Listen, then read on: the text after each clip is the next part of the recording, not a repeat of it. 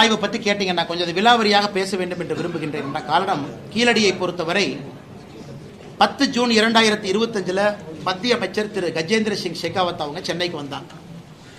அப்போ இந்த கீழடி ஆய்வை பற்றி ஆர்கியாலஜிஸ்ட் கே அமர்நாத் ராமகிருஷ்ணன் அவர்கள் ஒரு ஆய்வறிக்கை கொடுத்திருந்தாங்க. அதை பற்றி எல்லா மீடியாலையும் சர்ச்சை பண்றேன். இந்த ஆய்வறிக்கை 982 பேஜ் ஆய்வறிக்கை, கீழடி எக்ஸ்கவேஷன் ரிப்போர்ட். இது 2014, 15, 16 செஞ்ச எக்ஸ்கவேஷன் ரிப்போர்ட்டா கொடுத்திருக்கிறாங்க. இதுல மத்திய அரசுடைய பங்கு எங்கேன்னு மட்டும் நீங்க சொல்லுங்க. நான் உங்களுக்கு டேட்டா சொல்றேன். கீழடியில் நம்ம என்ன சொல்றோம்? நம்முடைய தமிழ் நாகரிகம், தொன்மையான நாகரிகத்தை பத்தி சொல்றோம். இதுவரை இந்தியாவில் புரிதல் என்னன்னா, ஹரப்பன் நாகரிகம் தான் தொன்மையானது. அங்கே இருந்து ஹரப்பன் அழிவு ஆரம்பிக்கும் பொழுது அங்கிருந்து பிரிஞ்சு ஈஸ்ட்ல போனாங்க, சவுத்துல வந்தாங்க, அங்கங்க போய் நாகரிகம் தோன்றியது என்பதுதான் இத்தனை நாள் நம்ம வைக்கக்கூடிய வாதம். கீழடியை பொறுத்தவரை நம்ம என்ன சொல்றோம் அப்படின்னா, இன்னைக்கு இது கிட்டத்தட்ட 5300 ஆண்டுகள் பழமையானதுன்னு ஒரு வாதத்தை வைக்கிறோம். 5300 இயர்ஸ். அப்ப ஹரப்பன் எத்தனை ஆண்டுகள் பழமையானது அப்படின்னு ஹரப்பா அதை எடுத்தீங்க அப்படின்னா, அவர்களும் கிட்டத்தட்ட அதே பழமையான ஒரு நாகரிகம் ஹரப்பன் சிவிலைசேஷன் கூட. ஏன்னா இன்னைக்கு ஹரப்பா நீங்க போனீங்கன்னா, அவங்க இன்னைக்கு இண்டஸ் வேலி நம்ம என்ன சொல்றோமோ 3300 பிசியிலிருந்து 1300 பிசி, அப்படின்னா 5500 ஆண்டுகள் இண்டஸ் வேலி சிவிலைசேஷன் பழமையானது. அதே கருத்தை நாம வைக்கிறோம். இண்டஸ் வேலி அழிந்த பிறகு நாம தோன்றல, அது நடந்த பொழுதே பேரலா இங்க நமக்கு நாகரிகம் இருந்துச்சுன்னு தான் நம்ம சொல்றோம். இன்னைக்கு இந்த ரிப்போர்ட்டை 3 அறிஞர்கள் குவெஸ்டின் பண்ணிருக்காங்க. நாம குவெஸ்டின் பண்ணலீங்கன்னா நல்லா புரிஞ்சுக்க. 3 அறிஞர்கள் அதான் மத்திய அரசு திரும்ப கேட்டிருக்காங்க. ஒன்று, யூனிவர்சிட்டி ஆஃப் கல்கட்டாவில் இருக்கக்கூடிய பிஷ்ணு பிரியா பசக் என்கின்ற ப்ரொஃபசர் ஆர்கியாலஜிஸ்ட். அவங்க என்ன கேட்டிருக்காங்கன்னா, கீழடியை பொறுத்தவரை லேயர் லேயரா நீங்க எடுத்திருக்கிறீங்க. ஒரு சார்கோல், அதாவது ஏதோ ஒரு காலத்துல அழிந்த ஒரு மரம் சார்கோலா மாறி இருக்கு. அந்த கார்பன் டேட்டிங் புளோரிடால் நீங்க பண்ணும் பொழுது அதற்கு ஒரு நேரம் கொடுத்திருக்கீங்க. அது எந்த லேயர்ல கிடைச்சது?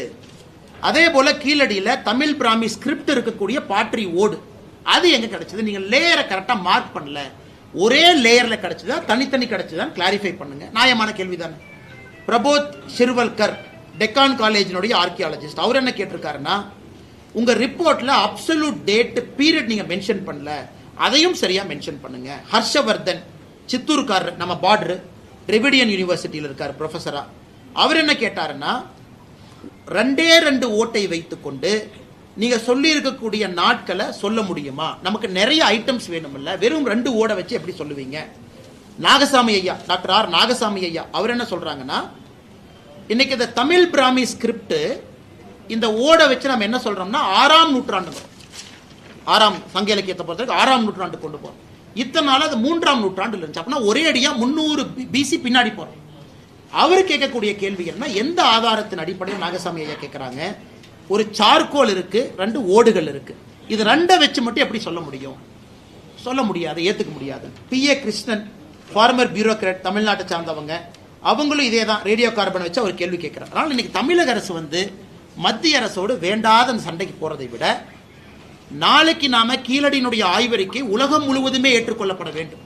ஏதோ தமிழ்நாட்டில் திராவிட முன்னேற்ற கழகத்தினுடைய ஆட்சி ஒரு எலெக்ஷன் பிரச்சாரத்துக்காக சொல்றது இல்லைங்கன்னா, உலகத்துல ஒரு இடத்துல ஒரு டேட் மாறும் பொழுது உலகம் முழுவதும் அது திரும்ப செக் பண்ணுவாங்க.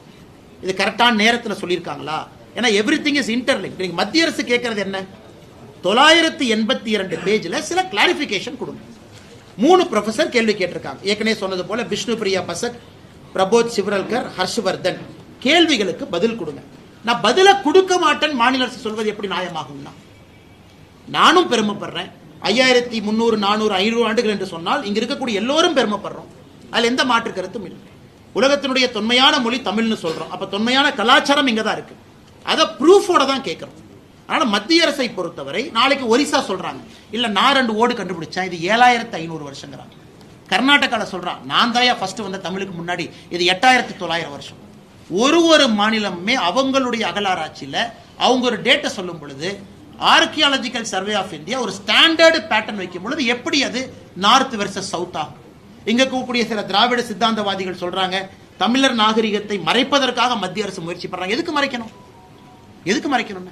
அந்த ரிப்போர்ட்டை ஸ்டடி பண்ணிட்டு 3 ப்ரொஃபசர் கேள்வி கேட்டிருக்காங்க, பதில் சொல்றது நம்ம கடமை அல்ல. அப்படித்தானே ஒரு பக்கம் ஆர்கியாலஜிக்கல் சர்வே ஆஃப் இந்தியா, இன்னொரு பக்கம் TNAD, தமிழ்நாடு ஆர்கியாலஜிக்கல் டிபார்ட்மெண்ட், 2 இருக்கு. அதனால என்னை பொறுத்தவரை மத்திய அரசு கேள்வி கேட்டாங்கன்னு சொல்றதை விட ஆர்கியாலஜிக்கல் சர்வே ஆஃப் இந்தியா கேள்வி கேட்டிருக்காங்க. அதுக்கு பதிலை கொடுப்பதற்கான முயற்சி எடுக்கணுமோ தவிர, ஒரு மூத்த அமைச்சராக இருக்கக்கூடிய தங்கம் தென்னரசு அவர்களே ட்விட்டர் மூலமாக வசைப்பாடி மத்திய அரசை north versus south, Tamil versus Hindi அப்படிங்கிற வாதத்திற்கு எதற்காக போகணும்? அதான் கஜேந்திர சிங் ஷெகாவத் அவர்கள் காலையில தமிழ்ல ட்விட்டர் பக்கத்தில் பதிவு பண்ணியிருக்காங்க. ஒரு ரிப்போர்ட்டை நீங்க கொடுக்குறீங்க, அது வேர்ல்டு வைட் ரிப்போர்ட்டா கொண்டு போகணும்னு விரும்புறோம், ஸ்டாண்டர்டை எதிர்பார்க்கிறோம், சில கேள்விகளை கேட்கிறோம், பதில சொல்றதை விட்டுட்டு எதற்காக நார்த் சவுத்னு பிரச்சனை ஆரம்பிக்கிறீங்கன்னு கஜேந்திர சிங் ஷெகாவத் அவர்கள்